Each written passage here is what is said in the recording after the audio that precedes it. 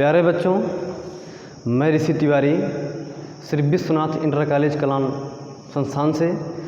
बच्चों, पिछली वीडियो में मैंने आपको पदार्थ क्या होता है, पदार्थ की परिभाषा हमने आपको बताया, पदार्थ किन किन रूपों में हमारे वातावरण में पाया जाता है, पदार्थ की अवस्थाएं मैंने बताया। बेटा, पदार्थ की अवस्थाओं में मैंने आपको ठोस, द्रव, गैस मतलब उनके लक्षण बताएं। बेटा, इसके आगे वाले जो टॉपिक अगला लेक्चर है वो है पदार्थ का वर्गीकरण, क्लासिफिकेशन ऑफ मैटर। बेटा, पदार्थ का जो वर्गीकरण है, आप देखिए इधर पदार्थ आगे दो में डिवाइडेशन हुआ, शुद्ध पदार्थ, शुद्ध पदार्थ, मिश्रण, और फिर शुद्ध पदार्थ का डिवाइडेशन आगे होता है, वो है तत्व। और यौगिक में पुनः यह तत्व आगे इसका डिवाइडेशन होता है बेटा धातु, अधातु और उपधातु में। इधर मिश्रण की बात करते हैं। मिश्रण दो होता है, एक होता है समांगी मिश्रण, एक होता है विषमांगी मिश्रण। समांगी मिश्रण को हम कहते हैं होमोजीनियस मिक्सचर और विषमांगी मिश्रण को कहते हैं हेट्रोजीनियस मिक्सचर। बेटा, एक बार फिर से देख लीजिए। सब्सटेंस का डिवाइडेशन आगे हुआ प्योर सब्सटेंस मिक्सचर में, और फिर प्योर सब्सटेंस आगे डिवाइडेशन हुआ एलिमेंट कंपाउंड में, पुनः एलिमेंट का डिवाइडेशन हुआ मेटल, नॉन मेटल, मेटलॉइड में। इधर मिक्सचर का डिवाइडेशन हुआ होमोजीनियस मिक्सचर और हेट्रोजीनियस मिक्सचर में। बेटा, जैसे मैंने आपको पदार्थ के बारे में बताया था, पदार्थ की डिफिनीशन मैंने आपको बताया था कि पदार्थ हमारे प्रकृति में पाए जाने वाला ऐसा वस्तु जिसमें भार होता है, जो स्थान घेरता है, वह क्या कहलाता है? पदार्थ कहलाता है।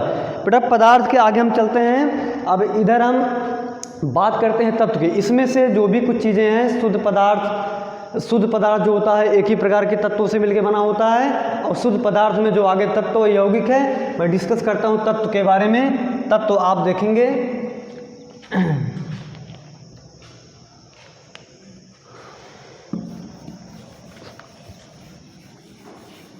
इसके आगे हम तत्व के बारे में आपको बताते हैं। हमें ऐसा है कि जो ग्राफ मैंने बताया था आपको ज़रूर याद होगा, और एक कोई नई चीज़ नहीं है बेटा, इसको आप 9th स्टैंडर्ड में इसको आप पढ़ चुके हैं। और हम तत्व की बात करते हैं। तत्व element is those substance which cannot divisible any physical and chemical process। मैंने क्या बोला बेटा कि एलिमेंट इज दो substance which cannot divisible into physically and chemically process। मैंने क्या बोला बेटा? तत्व वे पदार्थ होते हैं जिन्हें सामान्य अथवा सरल विधियों द्वारा मैं तत्व के बारे में आपको बताऊंगा। तत्व वे पदार्थ होते हैं जिन्हें समान विधियों द्वारा, भौतिक एवं रासायनिक विधियों द्वारा अलग नहीं किया जा सकता है। हम ऐसे पदार्थ को तत्व या एलिमेंट कहते हैं। फॉर एग्जाम्पल, जैसे हम तत्व की बात करते हैं, जैसे तत्व है hydrogen, nitrogen, oxygen, sulphur, fluorine, chlorine, bromine and etcetera. ये सब तत्व हैं। ये हाइड्रोजन है, नाइट्रोजन है, ऑक्सीजन है, सल्फर है, फ्लोरीन है, क्लोरीन है, ब्रोमीन है, एक्सेट्रा। ये सब तत्व हैं। मैंने क्या बोला बेटा? तत्व वे पदार्थ होते हैं जो सामान्य अथवा सरल विधियों द्वारा, भौतिक एवं रासायनिक परिवर्तनों द्वारा हम उन्हें अलग नहीं कर सकते हैं। एलिमेंट इज दो substance which cannot divisible into physically and chemically process to each other। तत्व वे पदार्थ होते हैं जिन्हें समान विधियों द्वारा हम उन्हें भौतिक एवं रासायनिक परिवर्तनों द्वारा उन्हें अलग नहीं कर सकते हैं। ये तत्व है। बेटा, मैंने बोला तत्व का डिवाइडेशन आगे हम करते हैं। तत्व की बात करते हैं। तत्व का जो अगला डिवाइडेशन है, तत्व जो आगे बनता है, ये धातु में, फिर अधातु में और उपधातु में। इसको कहते हैं बेटा मेटल, ये है नॉन मेटल और उपधातु को हम मेटलॉइड कहते हैं।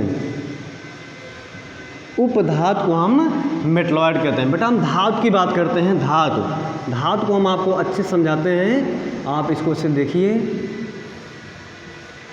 मेटल की बात करते हैं। धातु वे तत्व जो सामान्य रासायनिक विधियों द्वारा, धातु क्या होते हैं बेटा? वे तत्व जो सामान्य रासायनिक विधियों द्वारा, वे तत्व जो सामान्य रासायनिक विधियों द्वारा इलेक्ट्रॉन को त्यागते हैं, उन्हें हम धातु कहते हैं। धातु की डिफिनीशन अगर हम बताना चाहेंगे, जैसे donation of electron, donation of electron from any substance, any element,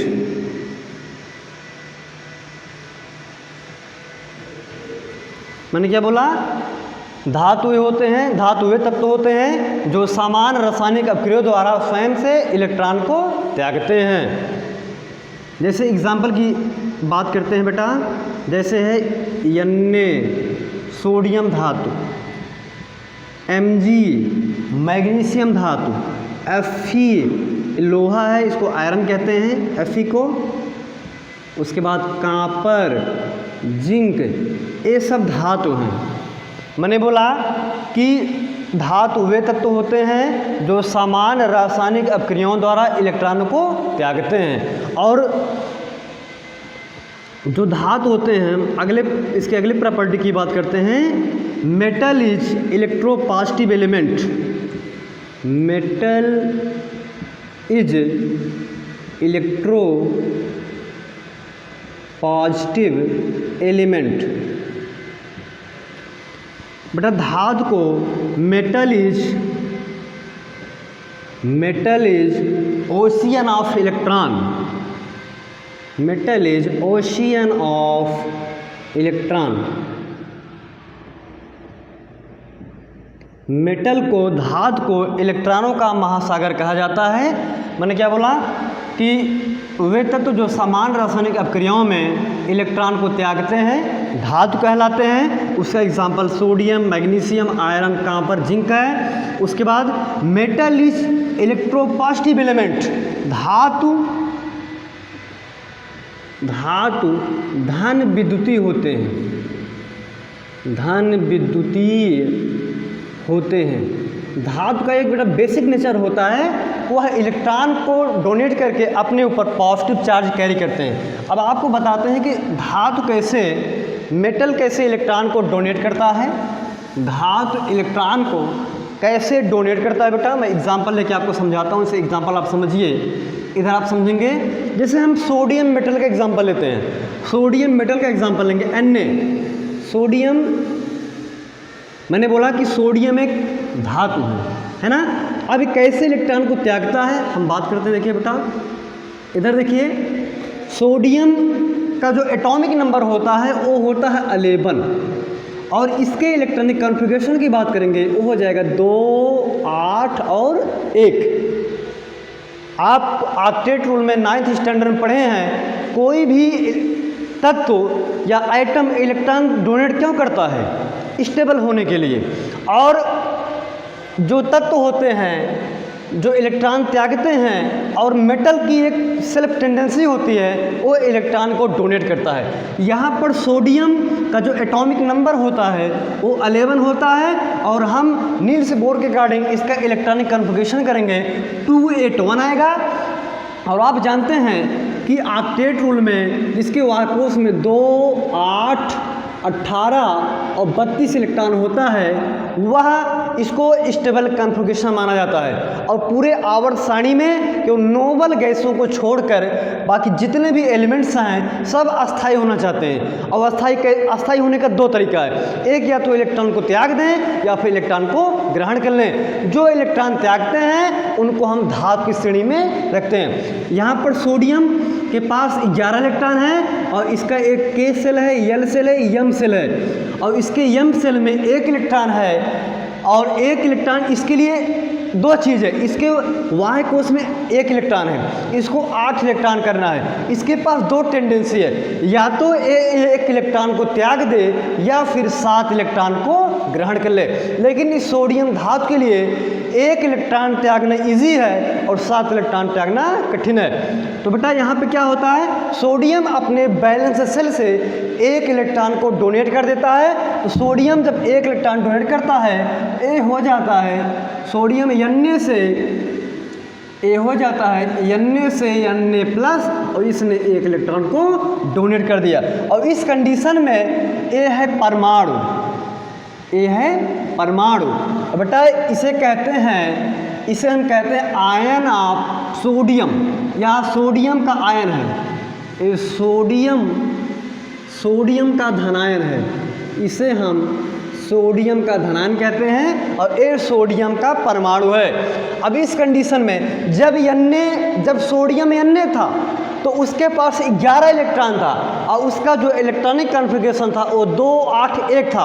और जब इसने इलेक्ट्रॉन त्यागा तो Na से Na प्लस में कन्वर्ट हुआ, 1 इलेक्ट्रॉन डोनेट किया, तो इसके बैलेंस सेल में 2 8 इलेक्ट्रॉन हुआ।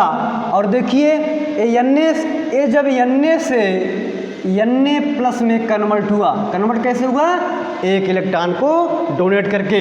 इस कंडीशन में ये स्टेबल हो गया, कैसे, जब इसने इलेक्ट्रॉन को डोनेट कर दिया। ये थी इसकी केमिस्ट्री। बेटा हम दूसरा एग्जांपल लेते हैं मैग्नीशियम धातु का।